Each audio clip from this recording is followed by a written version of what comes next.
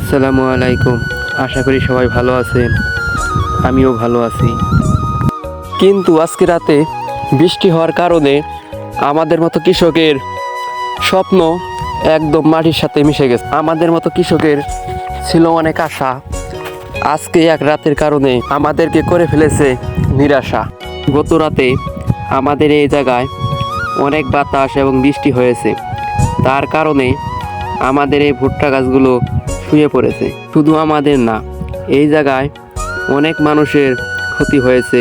আনুমানিক এই ভুট্টা গাছগুলোতে একটা করে গাছের প্রতি প্রায় 5 থেকে 6 টাকা পর্যন্ত খরচ হয়েছে।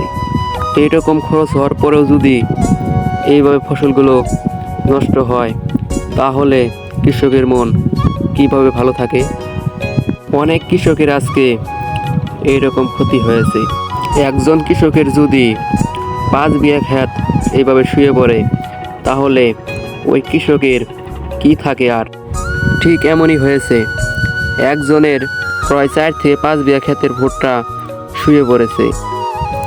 এমনভাবে ভুট্টা গাছগুলো শুয়ে পড়েছে, মনে হইতেছে রাতে কেউ এসে এই ভুট্টা গাছগুলোর উপর দিয়ে মই টেনে গেছে, একদম মাটির সাথে মিশে গেছে।